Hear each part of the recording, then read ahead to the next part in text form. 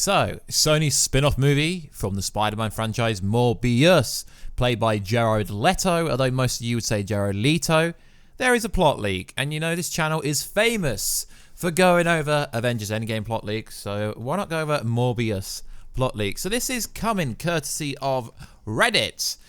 And as we know, Reddit has been right so many times. Let's just tell me how many times Reddit was right. Game of Thrones final season, right. Terminator Dark Fate, completely right. Endgame, completely right. Parts of the Birds of Prey plot leak was pretty much spot on. So Reddit is just as reliable as any so-called insider. So let's go over the plot leak. It is fairly long and it does sound pretty realistic. It sounds more realistic than the Endgame plot leak, so let's go over it. So the movie starts with Michael Morbuis being awarded a Nobel Peace Prize for his involvement in medical research. During his acceptance speech, he faints. As we know, this is part of it. It's part of the first trailer, so, you know, it is what it is. The film cuts to a black and then it cuts to Michael as a young child at school being bullied because he can't walk. This is then broken up by Emil Nikos, played by Gerard Harris, who some people seem to think is playing Dr. Octopus. You're freaking deluded. He's not. Who is a doctor working at the school. Cut to an adult version of Michael having a discussion with Nikos, explaining that his disease is getting worse and he suspects he doesn't have long to live. He thanks Nikos for sticking with him throughout his whole life. Guys, this is a very long plot leak. Cuts to young Michael again in a hospital ward playing chess against Nikos. Nikos encourages Michael to pursue becoming a doctor and finding a cure for his disease. Nikos is then told he has to see another patient and Michael continues playing chess by himself. Cuts to Michael in a hospital in New York helping a young girl who has cancer. He then goes to take his medication. He is stopped by Matt Smith's character, who Michael does not know, Crown, gives him a briefcase and his card. He tells Michael that these may be helpful to find a cure. Then it cuts to Michael injecting himself with his medication by his wife. During this scene, Michael explains once again how, again, he suspects he doesn't have long to live. Michael says he needs to try more radical ways to cure him. Michael opens the briefcase. Inside is a dead bat and a giant knife. Looks more like a machete. Michael is confused but studies the bat and finds out it's a vampire bat, but nothing else. Once Bancroft, lifts Michael, calls Crown and asks about the artifacts. Crown explains that he once suffered from the same disease and tells him about a bat cave in Brazil. I mean, we've seen the bat cave. No, this is not Batman. We've seen the bat cave in the first trailer. So like I said, guys, it's always easier for someone to make a fake plot leak once the first trailer's come out. But this does seem pretty legit based on inside sources. No, I'm joking. Not based on inside sources. Cut to Michael in a helicopter on the way to the cave. There's a voiceover from Crown. While this is explaining how everything happened, explaining what Michael has to do. Once he arrives, he pays everyone off. Some kind of machine opens up from the ground and Michael cuts his hand and presses it against these strings within the machine. Bats fly towards him and his hand and then outside of the cave, killing everyone else that was in the helicopter. Michael passes out and cuts to black once again. This ain't sounding like a Batman movie. Cuts back to Michael waking up. He wanders Brazil for a while, then sneaks onto a cargo ship headed to New York. He starts hiding and shivering. He's slowly transforming into a vampire. He also eats a live rat. The ship is attacked by pirates. This is the film's first real action scene. Morbius starts killing off the pirates throughout the scene. He's obscured by a shadow, or it's a POV shot. It reminded me of a scene of an Alien franchise. We only get a good look at him at the end of the scene. It's the shot from the trailer. Morbius then jumps off the ship and starts swimming. A vampire swimming. Very interesting. Michael wakes up back in New York and is not sure what happened. Michael crawls into a bar and tells the bartender to call an ambulance. During the scene, Michael watches the TV and it's none other than J.K. Simmons talking about dead bodies mystery found on a cargo ship. Michael then gets a flashback. I feel like this movie is going to have so many flashbacks that it might be called Flashback Morbius. The ambulance arrives. He's rushed back to the hospital. He works and tells everybody that he was mugged and his crutches were stolen. Once he's in the lab, he tells Bancroft and Nikos what really happened. He locks himself in a container to protect them. We've seen this in the trailer. Michael's thirst for blood becomes too strong. He breaks out. Bancroft and Nikos escape, but he runs after a doctor/nurse working there and is shot by a security guard. Bancroft then injects Morbius with something. He's knocked out. Michael wakes up in his lab and finds a tomb there.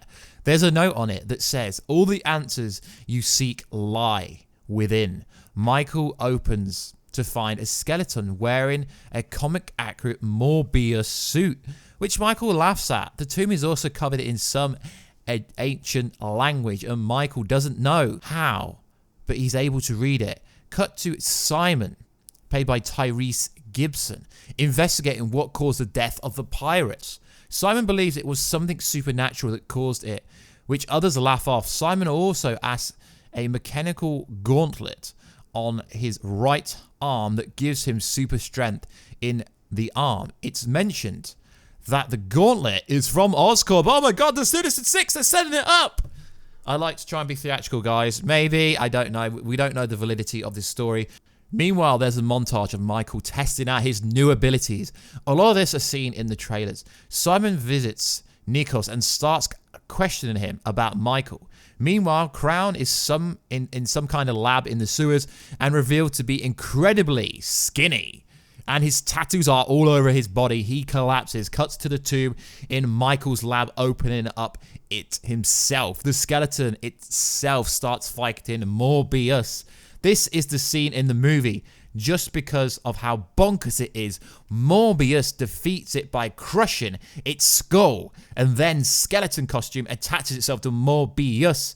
Crown wakes up and casts some kind of spell on it. He then walks onto some kind of train tracks and stops the train with his weird magic spells. He then sucks the life out of it, everyone on board, until he gains his strength, and it looks like normal Matt Smith. Crown senses that Simon is going to ruin his plan and possess Morbius, who flies over to Nikos' house to kill Simon Stroud, is able to put up a fight with Morbius because of his gauntlet, and Nikos is killed during the fight, leading to Michael snapping out of it. Michael allows Stroud to arrest him. Damn, guys, this is getting heated.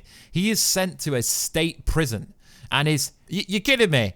His inmate is Adrian Toombs' Michael Keaton, who makes a joke about him getting blimped. Technically meant he got a shorter sentence.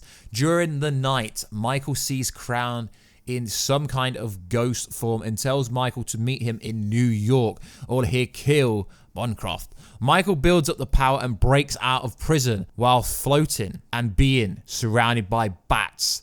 Then somehow leads to all the electrical beings cut off within the prison and everyone is set free. A prison riot. Toombs climbs out of the prison whilst Michael uses his powers against the prison guard and steals a coat from them. Toombs thanks Michael for breaking him out and tells him he's putting together a team, inverted commas, the Sinister Six, and wants Michael to join him. Michael declines and uses his superpower speed to take him to New York. We also see Michael Mando break out and meet up with Toombs. Clydius Cassidy, aka Carnage, Woody Harrelson, also runs off. Thankfully, his hair no longer resembles Sideshow Bob and looks more like a mop, slightly less. It looks something like a wig. Now, what is interesting about this, guys, is Morbius comes out before Venom 2. So in Venom 2, we expect instead on that Venom 2 plot leak that Carnage breaks out in that movie and not in this movie. So it's interesting to say that Carnage is going to be in this. Morbius finds Crown in New York, who reveals that the skeleton was once him. He's a reincarnation and he needs Morbius to complete a ritual so he can live forever without reincarnating, and becomes all-powerful. Morbius' costume forms around him. He fights Crown. They mostly fight the whole time flying. The fight reminded me a lot of from the fight of the End Chronicle. Morbius is able to defeat Crown by reading one of his tattoos, which allows him to suck the life out of Crown. Morbius grows until he's 9 feet tall and starts roaring at everyone. Bancroft calms him down until he's normal Michael again. Michael escapes before the police arrive and take off his costume. On the way, he passes the Spider-Man tagged Murderer, and unlike in the trailer picture used, resembles the Homecoming suit rather than the Sammy Raimi suit. So, is this true? I don't know, but it is interesting. It is a bit more. The film ends with Michael and Bancroft at Nico's funeral, while Simon watches in the distance. Cuts to Morbius jumping across New York. The final shot is Morbius on a billboard showing Peter Parker wanted sign. This is very interesting. No end credit scene. Although there was an end credit scene a couple of weeks ago, it does make sense if this is real whilst there isn't one, because allegedly what happens is it centers around Jared Leto's character, Michael Morbius, coming face to face with Michael Keaton, Adrian Toomes, aka the Vulture, and seamlessly setting up the Sinister Six. But if you listen to anything I literally just said, every scene that this alleged post-credit scene says, they meet in prison, they even meet Venom in prison, but obviously not Venom, he's obviously not got the Venom symbiote though. So maybe there isn't a post-credit scene, and maybe whoever leaked this fake post-credit scene has misconstrued what it actually meant. So it's to do with the bit in the trailer where he says, "Oh, I've not seen you in a while, Michael," and it's obviously Michael Morbius, aka the vampire, the living vampire. So maybe there isn't a post-credit scene. I'm not really sure. I don't think there is. If this is legit, I mean, like I said, Reddit, 4chan, leaks get out all the freaking time, so it would make a lot of sense. If you want me to, I will post it down below. I probably won't post this video as soon as I shoot it, so it might already be old news by the time I post it, because I don't know when I post videos nowadays. So like always, guys, please like, subscribe, and comment, and I'll catch you in another video very soon. Catch you later.